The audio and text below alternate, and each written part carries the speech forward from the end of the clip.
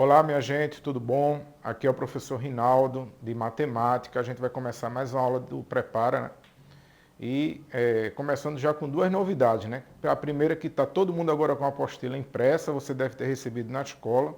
Então pega logo a apostila aí, que a gente vai precisar, vai usar ela, né? E a segunda novidade do nosso curso é que está tendo agora os aulões presenciais. Então não deixe de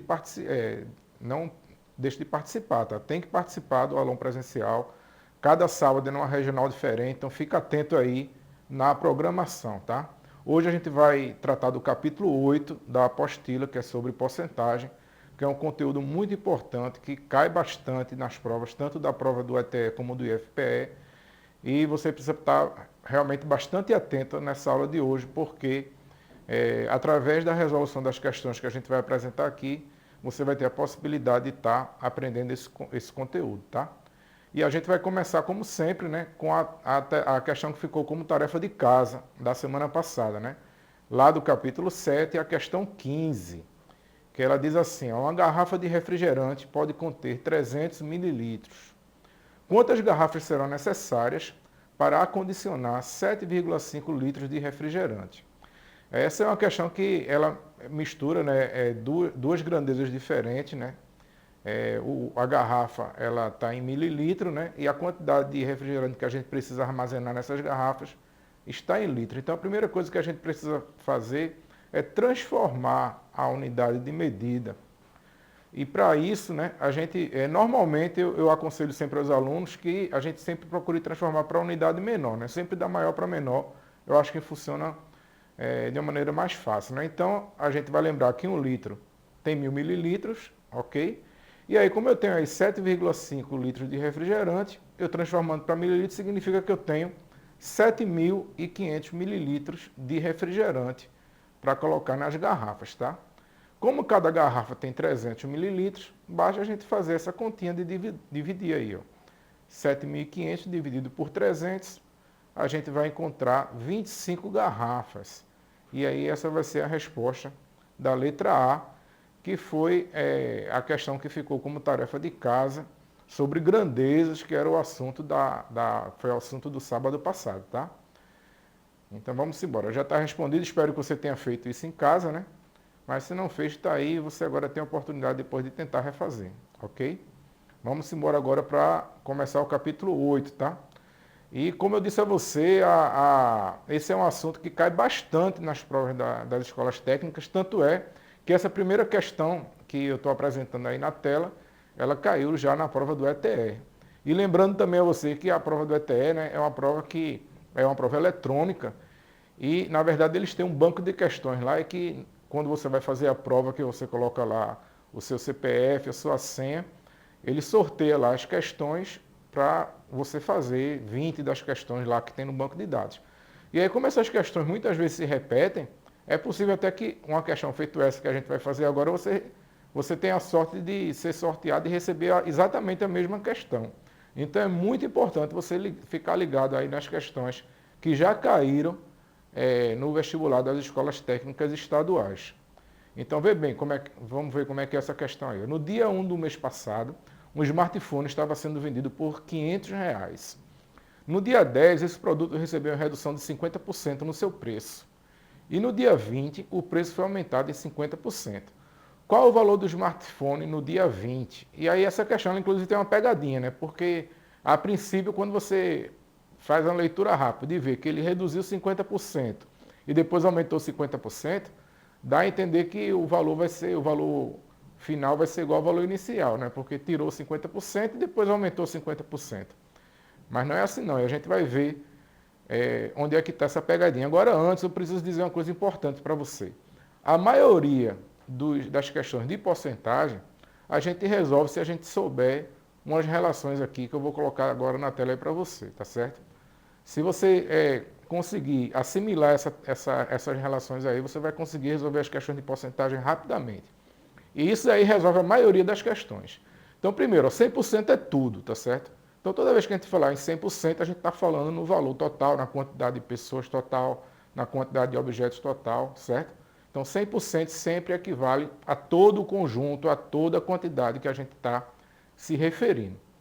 E aí, olha só, se 100% é tudo, 50% vai ser metade, certo? A gente tira essa relação aí bem da lógica mesmo, né? E aí, ó, se 100% é tudo, 50% é metade, 25% a gente pode dizer que é a metade da metade. E 10% é a décima parte, né? Que também é uma porcentagem fácil da gente assimilar, porque a décima parte você divide por 10, e dividir por 10 é bem fácil.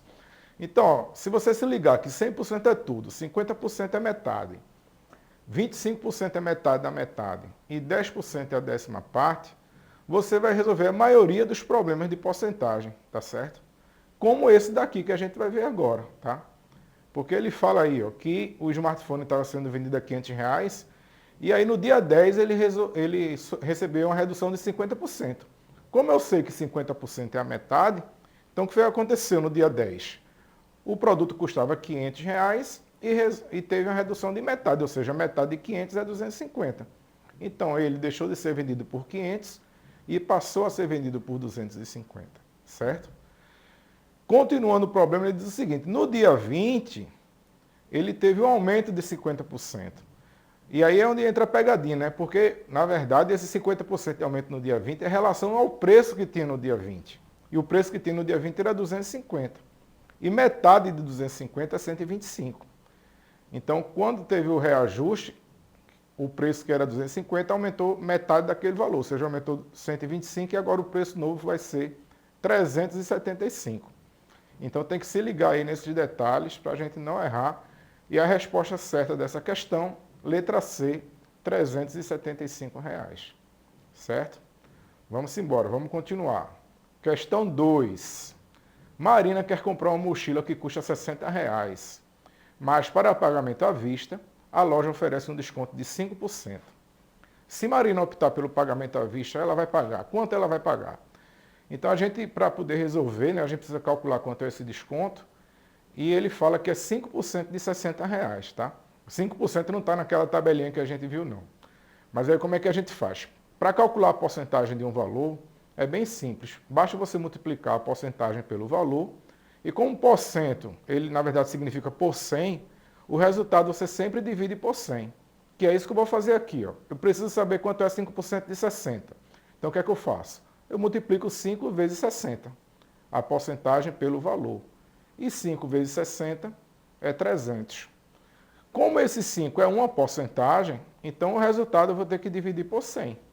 300 dividido por 100 é igual a 3. Então significa o seguinte, 5% de 60 é 3, no caso R$3, né? E como é um desconto, a gente vai diminuir, né? Toda vez que desconto, diminui o valor. Então o valor original era 60, eu vou diminuir R$3, vai ficar R$ 57. Essa é a resposta da questão 2 do capítulo 8. Beleza? Vamos continuar? Questão 3. Numa competição de tiro ao alvo, um atirador, a cada 8 tiros disparados, ele consegue acertar 2. Então ele atira 8, acerta 2. Atira 8, acerta 2. E erra 6, né? Tá ruim de mira ele. Qual o percentual de tiros acertados em 40 tiros? Então, vê só, se ele a cada 8 acerta 2, a gente pode usar aquela tabelinha lá. 8 tiros é o total de tiros, então é 100%. A metade de 8 é 4, né? Então eu posso dizer que 4 tiros é 50%. 2 tiros é a metade da metade. Então vai ser 25%. Então, ora, se ele a cada 8 tiros acerta 2, significa que ele vai acertar 25% dos tiros. E aí alguém pode perguntar, e esses 40 tiros que ele fala aí? Ele só colocou aí para tentar deixar a gente meio em dúvida sobre o que vai resolver, né? Porque qual percentual de tiros acertados em 40 tiros, ele quer saber o percentual. Então o percentual vai ser o mesmo, seja 8, seja 10, seja 16. Se a cada 8 tiros ele acerta 2, significa que ele está acertando metade da metade, ou seja, 25%. Se ele perguntasse assim, quantos tiros ele vai acertar se ele der 40 tiros? Aí a gente iria usar os 40, né? E aí seria metade da metade. Metade de 40 é 20, metade de 20 é 10. Ou seja, em 40 tiros ele acerta 10. Mas não é isso que o programa quer, ele quer saber qual é a porcentagem. Então a porcentagem 8 tiros acerta 2, metade da metade, 25%. Resposta, letra B. Ok? Vamos embora para a próxima. Questão 4. Paulo tem R$ 3.600, o que corresponde a 30% do que ele precisa para comprar uma moto. Quanto custa a moto que Paulo quer comprar? Então, vê só, esses R$ 3.600 aí corresponde a 30%, tá? Não é o valor da moto toda, é uma parte, né? Porque se fosse o valor da moto toda, seria 100%, né? Porque tudo, o valor total, é sempre relacionado com 100%. Como ele está falando aí em 30%, é porque é uma parte do valor da moto. Ou seja, o 3.600 equivale a 30% do valor da moto. E aí, se eu dividir 3.600 por 30%, eu vou achar 120, que se 3.600 é 30%, esse 120 que eu encontro na divisão é 1% do valor da moto, né? Então, 3.600 é 30%, eu divido 3.600 por 30 e encontro o valor de 1% da moto. Então, 1% seria 120. Como ele quer saber o valor da moto toda, então ele quer saber quanto é o valor total, ou seja, quanto é 100% do valor da moto. Aí, ora, se 1% é 120, então 100% vai ser 120 vezes 100. O valor da moto vai ser R$ 12.000.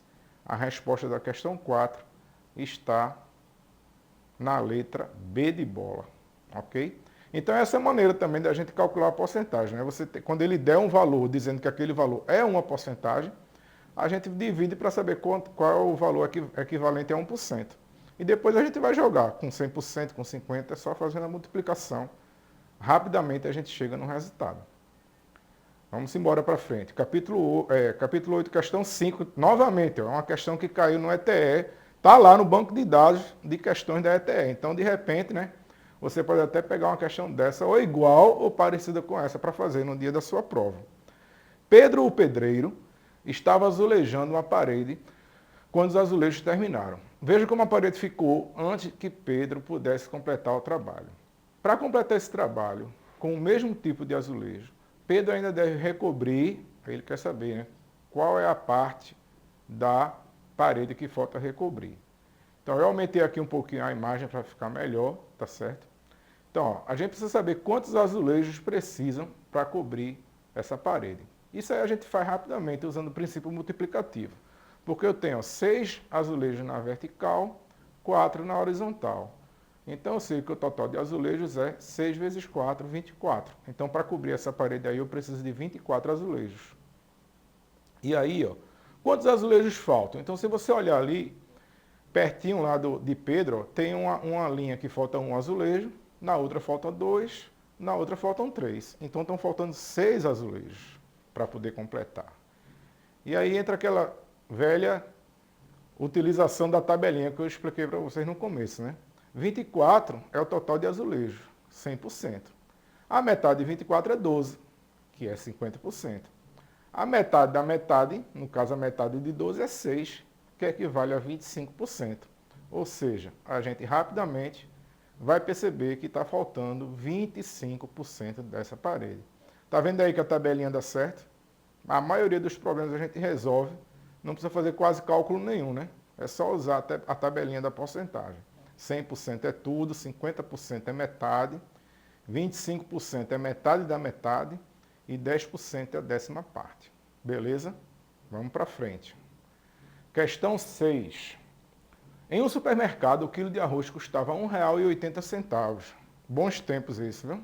Sabendo que o freguês, se o freguês levar mais de 9 unidades, ganha desconto de 5% em cima da compra. Quantos reais de desconto dá levando 30 quilos de arroz? Então, vê bem, se ele vai levar mais de 9 unidades, significa que se ele levar pelo menos 10 unidades, porque ninguém vai levar 9 pacotes de arroz e meio pacote, né? Ou um pedacinho do outro pacote, né? Então, mais de 9 unidades, ele vai levar pelo menos 10 unidades, ele vai ter direito a 5% de desconto. Sendo que ele, nesse caso, né, o freguês está levando 30 unidades. E aí, se cada unidade é R$ 1,80, para eu saber quanto ele vai gastar, a princípio, né, é só multiplicar os 30 vezes R$ 1,80. Ele vai gastar R$ 54. Mas aí vem a promoção, né? Já que ele está levando 30 unidades, significa que ele vai ter direito a 5% de desconto. E aí eu preciso saber quanto é 5% de 54. E aí aquele velho cálculo que eu já mostrei para vocês na questão 2, né? Quando eu quiser saber a porcentagem sobre um valor, o que é que eu faço? Eu multiplico a porcentagem pelo valor, no caso 5 vezes 54 dá 270. E como aquele 5 ali é 5%, o resultado eu vou dividir por 100. 270 dividido por 100 é só andar duas casas com a vírgula, dá R$ 2,70. Esse é o desconto que ele vai ter. E a resposta está ali, ó, letra A. Beleza? Vamos embora para frente, né? Questão número 7, ó, novamente uma questão que caiu na prova do ETE. Como eu falei para vocês, né? O porcentagem é um assunto que cai bastante nas provas das escolas técnicas. E está lá no banco de dados, então preste atenção nessa questão aí. Ó. Um comerciante comprou uma mercadoria por R$ 120 e a vendeu por R$ 126. Ele quer saber qual foi a porcentagem de lucro, tá? Ele nem fala aí, né? Mas como as respostas estão em percentual, a gente sabe que o que ele quer saber é a porcentagem de lucro. Então vamos lá. A gente sabe que lucro é a diferença entre a venda e a compra, né? Então, venda menos compra é igual ao lucro. No caso, se ele comprou por 120, vendeu por 126, então para calcular o lucro dele, né, é só fazer a subtração. Aí 126 menos 120, ele teve um lucro de R$ 6. Mas R$ 6 não é 6%, né? R$ 6 é o valor em reais, a gente precisa ver qual é a porcentagem. Como é que eu faço para saber qual é a porcentagem? Como o valor da mercadoria era 120, então esse é o valor total da mercadoria, é o valor cheio. É tudo, é 100%.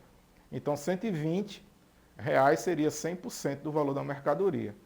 E aí, se eu divido, né, 120 por 100, eu fico sabendo quanto é o valor referente a 1%. E aí, o que é que eu faço agora? Eu pego o lucro dele, que é R$ 6, e divido por R$ 1,20. Eu sei que 1% equivale a R$ 1,20. Então, se eu dividir 6 por 1,20, eu vou encontrar o resultado 5%. Ou seja, R$ 6, como 1% equivale a 1,20, R$ 6 dividido por 1,20 dá 5%. Essa é a porcentagem de lucro que ele teve. Ok? Próxima questão. Questão 8. Essa questão caiu no Enem, tá? Que aí a gente trouxe para cá para vocês verem como é importante esse conteúdo. É um conteúdo que ele extrapola, inclusive, as questões de escola técnica a nível fundamental e vai lá para o Enem, que vocês vão estar fazendo, se Deus quiser, daqui a uns 3 anos, né?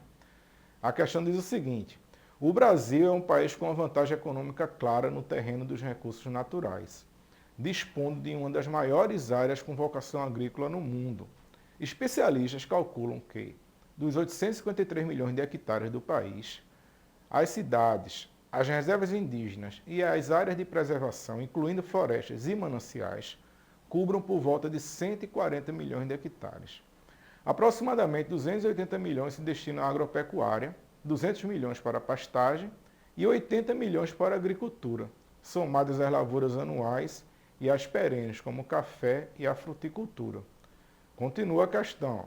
De acordo com os dados apresentados, o percentual correspondente à área utilizada para a agricultura em relação à área do território brasileiro é aproximadamente. E a gente vê uma característica da prova do Enem que se repete também nas provas do IFPE, que são questões com enunciados grandes, onde traz várias informações e você não precisa usar todas, né? Você vai ter que saber exatamente quais informações você vai usar.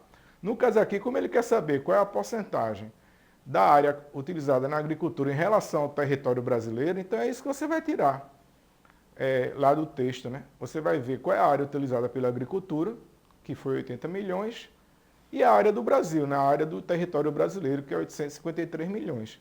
E aí você vai ver esses 80 milhões em relação a 853 milhões, que porcentagem dá. Lembrando que tem a palavrinha ali aproximadamente, né, significa que o resultado não vai ser exato, tá? Mas vamos lá. Então, vê só, 853 milhões é a área total do país, então é 100%. Se eu divido 853 por 100, eu vou ter o valor referente a 1% da área do país, certo? Então, eu dividi aí 853 por 100, é só andar duas casas para a esquerda com a vírgula, então 8,53 é 1%. Como a área da agricultura é 80 milhões, então se eu pegar agora os 80 milhões e dividir por 8,53, eu vou ter qual é a porcentagem aproximada. Essa conta aí de dividir dá 9,37, tá? Que essa vai ser a área que a gente vai encontrar. E aí o valor que tem mais próximo aqui, entre aquelas que estão como possibilidade de respostas, é a letra D, 9,4. Vamos continuar. Questão 9, novamente uma questão que caiu no Enem, tá? E ela diz assim, ó, para pintar um automóvel cuja cor é personalizada, a oficina encarregada de fazer o serviço terá de, por meio de uma mistura adequada de tintas, compor tons de azul e de branco. O tom azul representa 40% dessa mistura. Sabe-se ainda que a oficina deverá adquirir somente a tinta de tom azul, pois já possui em seus estoques 6 litros da tinta de tom branco, que serão totalmente utilizados na referida composição. A quantidade em litro de tinta de tom azul que a oficina deverá adquirir para compor essa mistura, sem que haja sobras, é. Novamente, veja a característica dessa questão do Enem. É uma questão que traz um texto grande, né, com muitas informações, e a gente precisa pensar corretamente as informações que a gente vai precisar. Então, o que é que ele está dizendo? Que ele vai misturar tinta azul com tinta branca, certo? Na seguinte porcentagem, a tinta azul vai ser 40% da mistura e a tinta branca vai ser 60% da mistura. Ele ainda diz o seguinte, ó, que ele tem 6 litros lá de tinta branca, que é o suficiente, é exatamente o que ele precisa com relação à tinta branca. E aí ele quer saber quanto é que ele vai precisar de tinta azul. E aí você já vai ficar bem simples, né? Porque ó, 60% é 6, os 6 litros equivale a 60%, né? Então, você dividindo aí 60 por 6, você vai ver cada litro quanto é que ele vai equivaler em relação à porcentagem da mistura. Então, dividindo 60 por 6, a gente descobre que cada litro de tinta equivale a 10% da mistura. Por isso que em 6 litros ele tem 60% da mistura. E aí, como a tinta azul vai ser 40% da mistura, então 10% é 1 litro, 40% vão ser 4 litros. Ou seja, ele vai precisar de 4 litros de tinta azul para poder fazer a mistura e poder fazer a pintura do carro. É uma questão com um enunciado grande, mas a resposta é rapidinho, está na cara aí para a gente encontrar. Questão 10, essa questão caiu no IFPE. Veja só como é parecido o enunciado da questão do IFPE com o da ETE. Justamente, é enunciado grande, né? E a gente tem que ter cuidado com as informações que a gente vai tirar. Diz assim a questão 10. Deseja-se cobrir o piso de um quarto retangular de 3 metros de largura por 5 metros de comprimento, com cerâmicas quadradas de 40 centímetros de lado. Sem levar em conta a largura do rejunte e comprando uma quantidade que forneça uma área de pelo menos 10% maior para as quinas e possíveis quebras, quantas caixas dessa cerâmica teremos que comprar, sabendo que em cada caixa temos 8 cerâmicas? Então são várias informações aí, né? Mas vamos lá. Então, primeiro, olha lá, o piso é 5 por 3, né? 5 metros de comprimento, 3 metros de largura. Primeira coisa que a gente precisa fazer é calcular a área do piso. Então, se ele é um retângulo, basta multiplicar base vezes altura, 5 vezes 3 igual a 15 metros quadrados. Também precisamos calcular a área das cerâmicas, né? Ele diz que as cerâmicas são quadradas, cada lado medindo 40 centímetros. Novamente, a gente vai fazer 40 vezes 40, vai ser 1.600 centímetros quadrados. Aí a gente tem aquele probleminha, né, daquela última questão que ficou como tarefa de casa, né? Que eu tenho a área do piso em metros quadrados e a área da cerâmica em centímetros quadrados. E aí, para poder a gente continuar o cálculo, a gente precisa transformar para que fique a mesma unidade de medida, tá? Aí eu trouxe aqui para vocês relembrarem, né, aquela tabelinha onde a gente faz a transformação. No caso, eu vou precisar transformar de metro quadrado para centímetro quadrado, né? Para sempre deixar, sempre que possível, na menor unidade de medida. E aí você vai ver que para eu poder transformar de metro quadrado para centímetro quadrado, eu preciso multiplicar por 100 duas vezes. E é isso que a gente vai fazer, ó. Então, ó, vou pegar lá os 15 metros quadrados, vou multiplicar por 100 duas vezes. Então, 15 metros quadrados é a mesma coisa que 150 mil centímetros quadrados. E agora eu tenho como saber quantas pedras de cerâmica eu vou precisar. É só eu pegar agora, para saber a quantidade de cerâmica, dividir 150 mil por 1.600. Eu encontro 93,75, certo?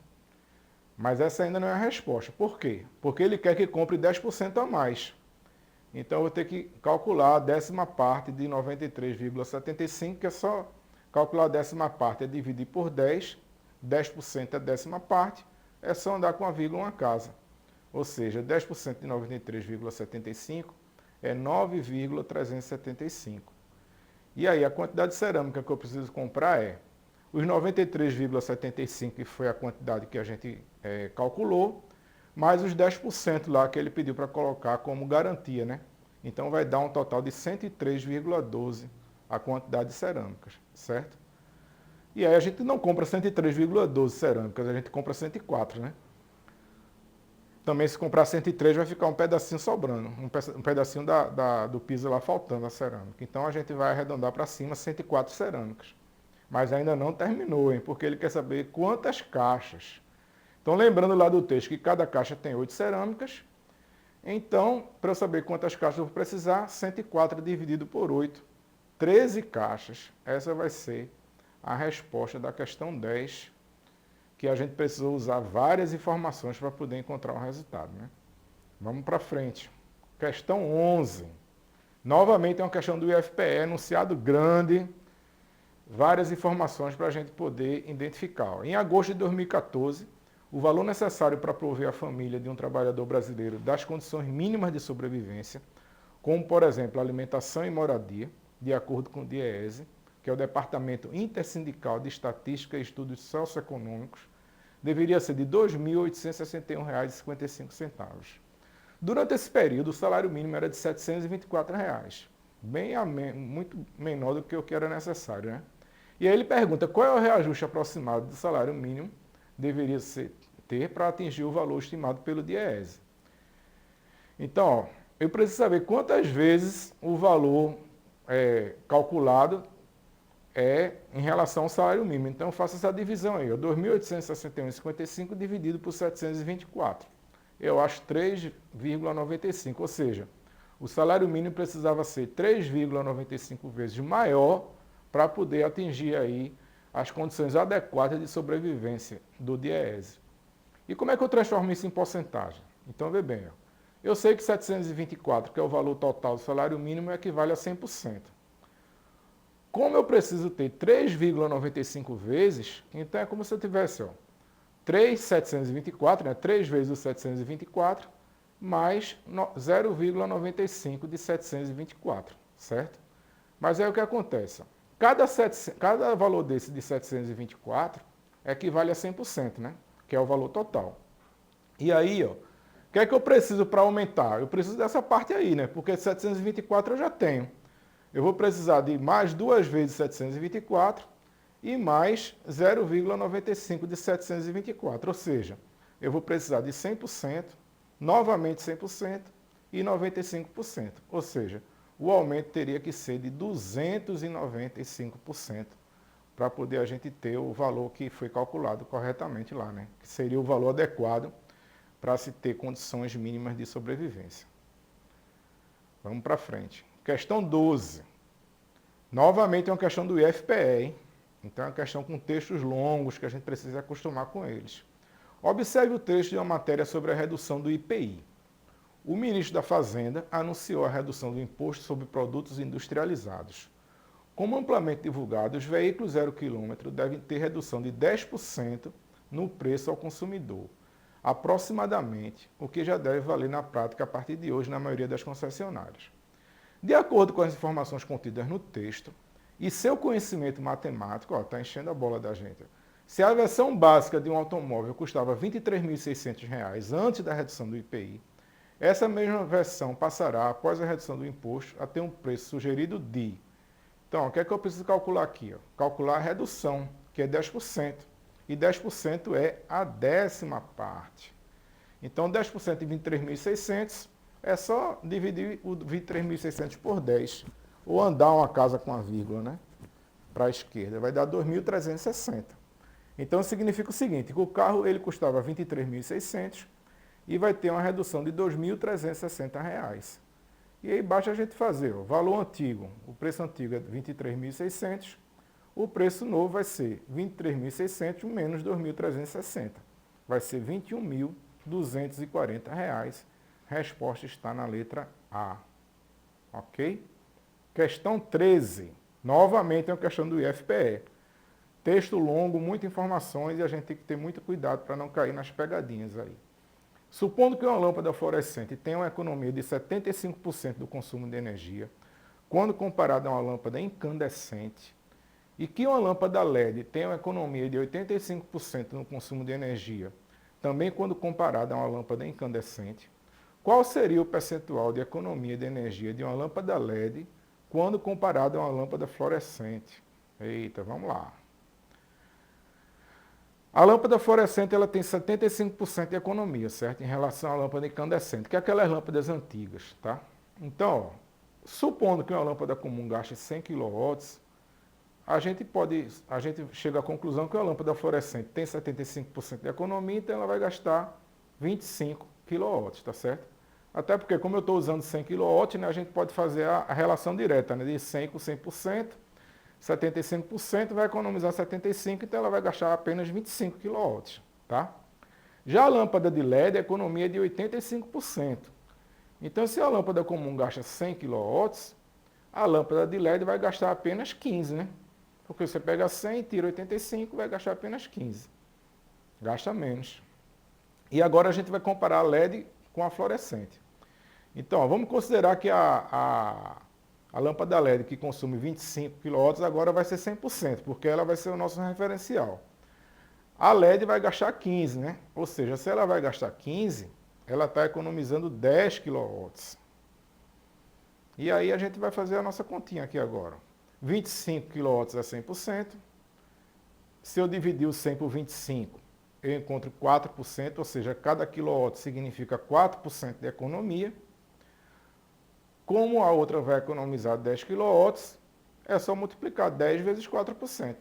E aí eu descubro que a lâmpada de LED ela economiza 40% em relação à lâmpada fluorescente. A minha resposta da questão 13 vai estar na letra C. Ok? Questão 14, mais uma questão do IFPE. Na eleição do Grêmio do IFPE Campos Barreiro, 70% dos alunos matriculados exerceram o direito a voto. Após a apuração dos resultados, constatou-se que 90% dos votos foram de alunos dos cursos da modalidade integrada.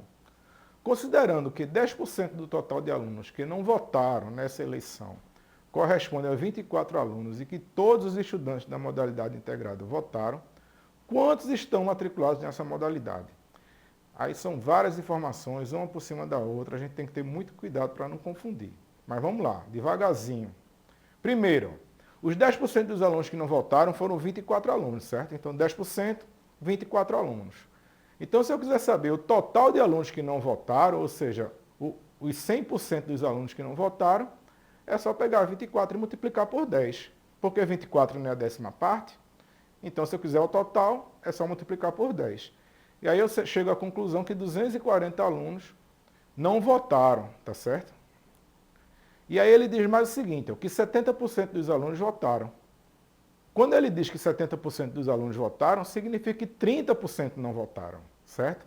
E esses 30% que não votaram são justamente os 240 alunos que a gente calculou lá. Então, 30% dos alunos que não votaram equivale a 240 alunos. 240 é 30% dos alunos da escola. Logo, se eu dividir lá os 240 por 3 e dividir o 30 por 3, eu vou chegar à conclusão que 80 alunos equivale a 10% dos alunos da escola. E se eu fizer 80 mais 80 mais 80, dá 240, que a porcentagem é a mesma coisa, 10 mais 10 mais 10 seria 30%. Então, 80 alunos equivale a 10% dos alunos da escola. Se 80 é 10% e 10% é a décima parte, eu chego à conclusão que 800 alunos equivale a 100%, ou seja, essa escola ela tem 800 alunos, porque 100% é tudo, né? Tá lembrado? Então a gente vai chegar à conclusão que tem 800 alunos no IFPE de Barreiros. Mas não terminou ainda, tá? Desses 800 alunos, a gente chega à conclusão que 560 votaram e 240 não votaram, certo? Já que a gente já calculou lá rapidinho que 240 era a quantidade de alunos que não tinham votado. Mas vamos lá, ainda não é isso que ele quer. Então eu sei que 560 alunos votaram e 240 não votaram, e 90% dos votos foram da modalidade integrada, onde todos votaram. Então, se eu quiser saber quantos alunos da modalidade integrada tem, eu vou ter que calcular quanto é 90% de 560. E aí, como é que eu calculo 90% de 560? É só multiplicar a porcentagem pelo valor, ou seja, 90 vezes 560 dá 50.400. E como é porcentagem, o resultado eu tenho que dividir por 100. E aí, finalmente, eu chego ao resultado, que é 504 alunos. A resposta aqui vai ser justamente, vamos voltar para lá, letra D, 504 alunos, certo? Próxima questão, questão 15. Devido ao reajuste de preço dos fornecedores, o dono de uma loja aumentou os valores de todos os produtos em 20%. Percebendo uma grande queda nas vendas, decidiu dar um desconto de 20% sobre o valor aumentado inicialmente. Com isso, o preço final de venda corresponde. Essa questão é parecida com a questão do smartphone, da primeira questão. Mas essa a gente não vai fazer agora, a gente vai deixar para a próxima semana. Então você tem a oportunidade de uma semana para tentar descobrir qual a resposta da questão 15 do capítulo 8. Ok, minha gente? A gente vai ficando por aqui, continue estudando, a gente agora está chegando na reta final do preparatório. As inscrições já estão aí à porta, as provas também. Então continue estudando, se dedicando, entrando em contato com a gente pelo WhatsApp, conversando com seu professor na escola. Beleza? Fique com Deus e até a próxima aula. Tchau.